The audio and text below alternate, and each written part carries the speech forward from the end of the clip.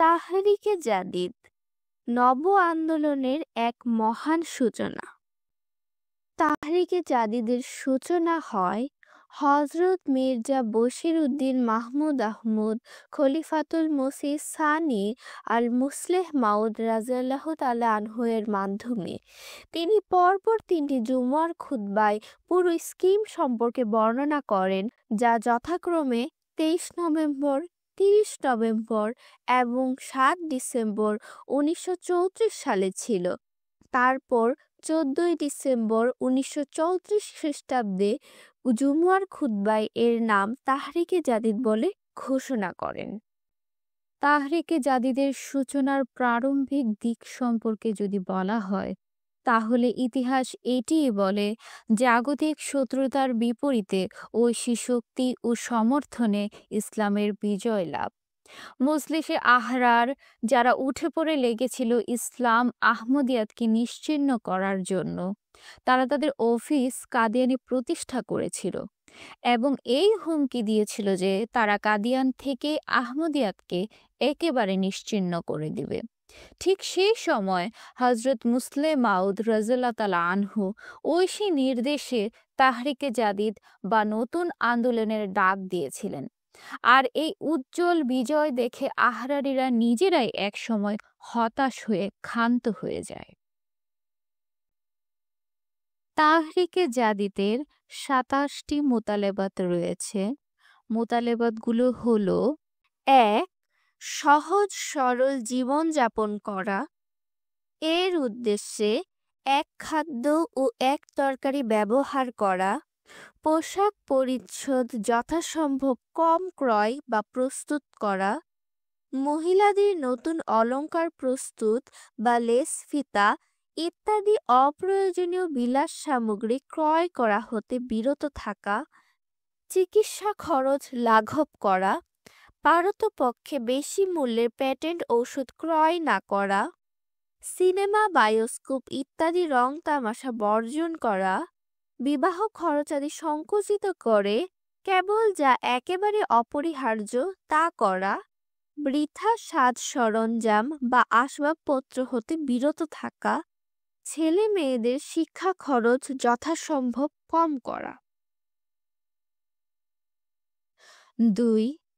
মাসিক আয়ের 1/3 পর্যন্ত পরবর্তী 3 বছর তাহরিকে জাদিদের আমানত ফান্ডে জমা করা। 3. বিরুদ্ধবাদীদের মিথ্যা প্রচারের জবাব দেওয়ার জন্য জামাতের ফান্ডে চাঁদা দেওয়া। 4. বহির্দেশে ইসলাম প্রচারের জন্য চাঁদা দেয়া। 5. তবলিগে ইসলামের বিশেষ স্কিমের জন্য চাঁদা দেওয়া।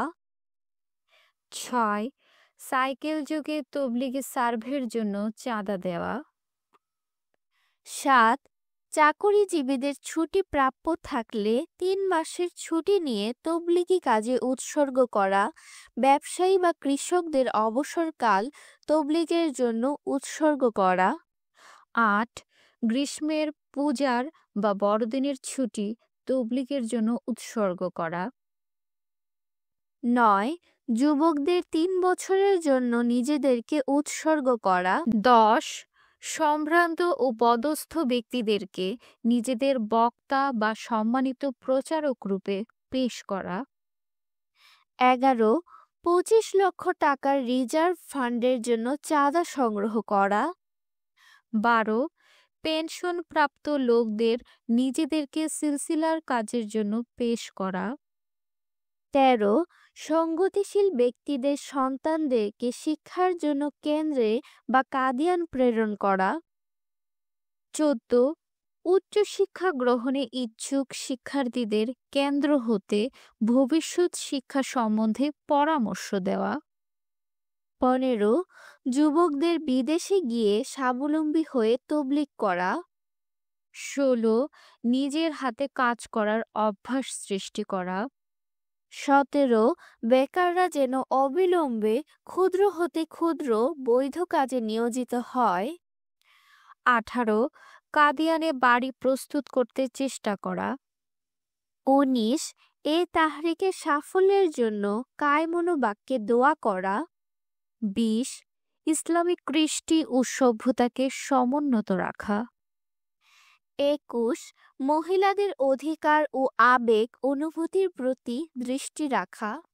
22 প্রত্যেক আহমদী পরিপূর্ণভাবে আমানতদার হবে আর কারো আমানত খেয়ানত করবে না। 23 খোদার সৃষ্টির সেবা করা, নিজ হাতে কাজ করে নিজের গ্রাম পরিষ্কার পরিচ্ছন্ন রাখা।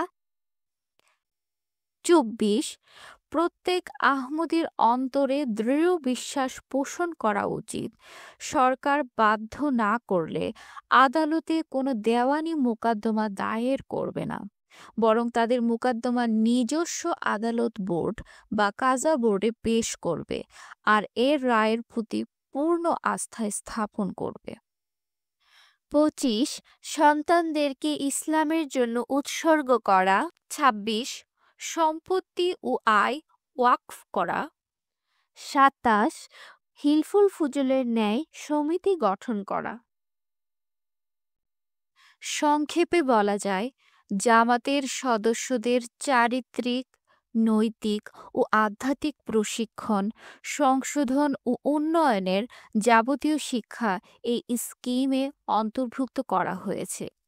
জামাতের সদস্যরা যেন অযথা ও অপ্রয়োজনীয় ব্যয় পরিত্যাগ করে এবং বেশি বেশি আর্থিক কুরবানি করে, তবলিগের জন্য যেন জামাত উঠে দাঁড়ায় এবং প্রত্যেকেই যেন নিজ নিজ গণ্ডিতে এক একজন মোবাল্লিগে পরিণত হয়। আল্লাহর অপার অনুগ্রহে তাহরিকে জাদিদের প্রাপ্ত সুফলসমূহের এক ঝলক। তাহরিকে জাদিদের ফান্ড থেকে প্রতি বছর বিভিন্ন দেশে মসজিদ প্রতিষ্ঠা করা হচ্ছে এবং বিভিন্ন মিশন হাউস প্রতিষ্ঠা হচ্ছে। বিভিন্ন জামাতি বই যেমন হযরত আকদাস মসিহে মাউদ আলাইহিসসালাতু ওয়াসসালামের রচিত বই, সহিহ বুখারী, তফসিরে কবির ইত্যাদি বিভিন্ন ভাষায় অনূদিত হচ্ছে। বিভিন্ন দেশে বিভিন্ন ভাষায় অনূদিত লক্ষ লক্ষ জামাতি পুস্তক প্রচার করা হচ্ছে। বিভিন্ন দেশে হাজার হাজার বইয়ের প্রদর্শনী এবং বুক স্টলের আয়োজন করা হচ্ছে।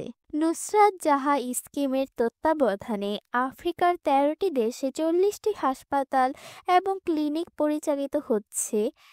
620টি প্রাথমিক ও মাধ্যমিক বিদ্যালয় 13টি আফ্রিকান দেশে এবং 80টি কলেজ 9টি দেশে পরিচালিত হচ্ছে। হিউম্যানিটি ফার্স্ট এর অধীনে 5 লক্ষ ফিলিস্তিনি মানুষ উপকৃত হয়েছে, প্রায় 100টি স্কুল পরিচালিত হচ্ছে এবং বহু সংখ্যক মানুষ ফ্রি মেডিকেল চিকিৎসা পেয়েছে। তাহরিকে জাদিদ সম্পর্কে হযরত মুসলিম মাউদ রাদিয়াল্লাহু তাআলা আনহু বলেন, এগুলোর প্রত্যেকটি গভীর চিন্তা ভাবনার পর প্রস্তাব করা হয়েছে, আর এগুলোর একটিও এমন নয় যা জামাতের উন্নতির ক্ষেত্রে সহায়ক নয়।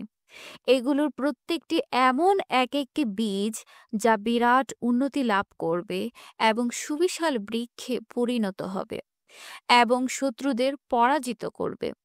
এগুলোর মধ্যে একটিও উপেক্ষা করার মতো বিষয় নয়, আর একটিও এমন নয় যে সেটি ছাড়া আমাদের উন্নতির প্রাসাদ পূর্ণ হতে পারে। আল্লাহ তাআলা আমাদের সকলকে যুগ খলিফার এই মহান তাহরিকের গুরুত্ব অনুধাবন করার এবং এতে অংশগ্রহণ করার তৌফিক দান করুন। আমিন। वो मस्कन है खिलाफत का, जहाँ राहत ये दिल पाए।